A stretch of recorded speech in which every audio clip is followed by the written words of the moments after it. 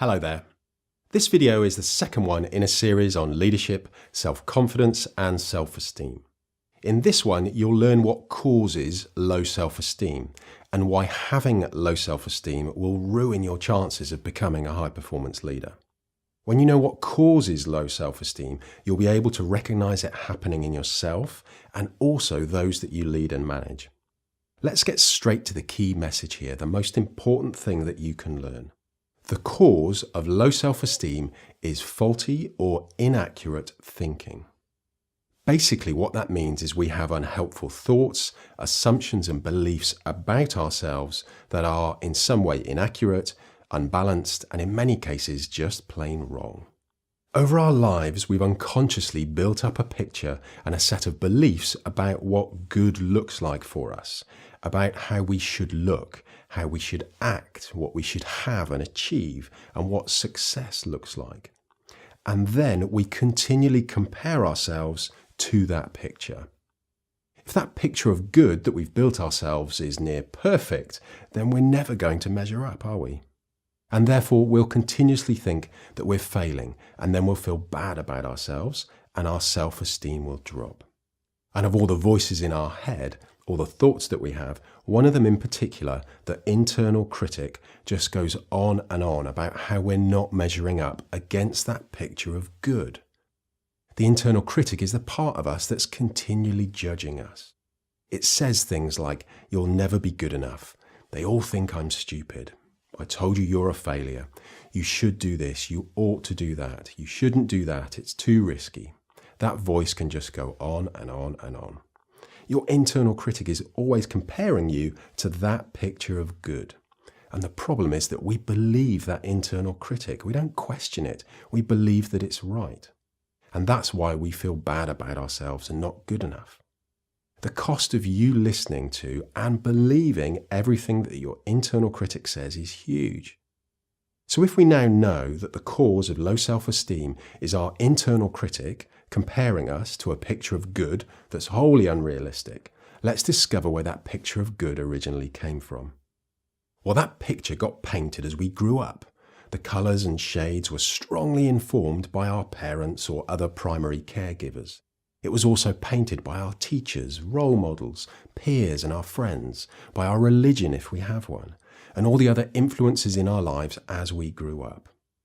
And as you and I were growing up, we probably didn't stop to consciously think about what we would like that picture of good to look like. Because we were young and impressionable, we just adopted and believed what others said to us. In order to get attention, to feel okay and to reduce potential stress, we just believed what others said to us about what good looked like, about what we should do, what we must do, what we need to do in order to be okay, to be successful, or to be loved. It was mostly painted by other people.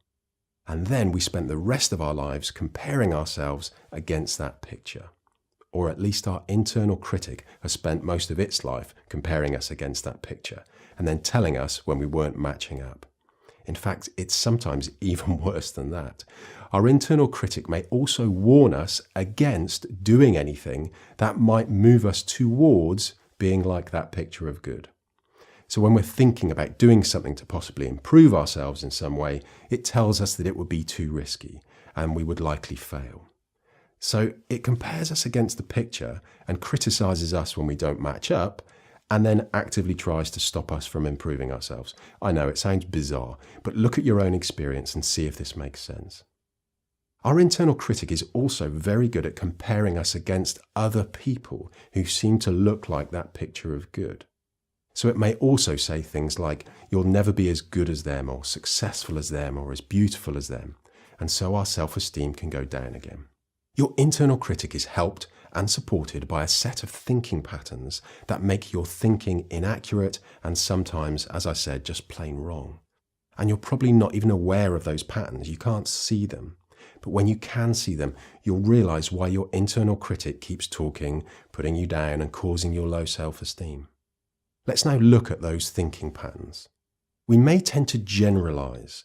If we fail at one thing, we might then apply that thinking to everything. So we may think that because we're no good at this one thing, we're no good at everything, and then our self-esteem gets lower. We may tend to think we know what others are thinking about us, and we often assume that what they're thinking about us is in some way bad, and so our self-esteem gets lower. We may tend to filter out the many good things that happen because of us and for us, and not notice them, and only pay attention to those few bad things that seem to happen. We can then spend much of our time thinking about those few bad things that have happened and not being grateful for all the good things, and our self-esteem gets even lower. We may tend to think that something is either good or bad, right or wrong, with no in between. And funnily enough, we apply the bad or the wrong judgment to most of those things around us, and our self-esteem can get lower. We may turn everything we experience into a catastrophe or crisis. We may expect disaster and then look for evidence of it, then make the scale of it even bigger and put ourselves at the centre, and our self-esteem can get lower. We may blame others for what happens to us, for situations we find ourselves in, and also how we feel. We may blame our family, friends, work colleagues, bosses, and direct reports. And because we place the cause of our life and happiness outside of ourselves, with others, we give away all our power. And yet again, our self-esteem can get even lower. Or we may blame ourselves for everything. It's all our fault. We may feel responsible for how all the others around us are feeling. And when we blame ourselves in this way, guess what? Our self-esteem gets even lower. And lastly, we may tend to believe we know what fair and right looks like. And then we expect others to have that same view of what fair looks like too. And of course they don't. And that may lead us to see unfairness everywhere and have us feel like we're being treated unfairly, and our self-esteem can get even lower. So our internal critic uses all these faulty thinking patterns to support its comments. These faulty thinking patterns don't accurately represent the truth of the present reality. In simple terms, much of your thinking may not match reality as it is. Your thinking may be warped in all these ways, sometimes a little and sometimes a lot. And the main problem is that you and I don't even realize that this is happening. We just believe that our thinking is accurate and then feel and act accordingly. And when we believe the thoughts from our internal critic, our self-esteem will be less. Basically, inaccurate thinking equals low self-esteem. The question now is, how do we start to fix all this? To make our thinking more accurate so that it better reflects reality as it is, and to stop all these attacks on our self-esteem by our internal critic. It should be clear for you now that it's our thinking that we need to focus on. It's our thinking that holds the key to self-confidence, self-esteem, and high-performance leadership.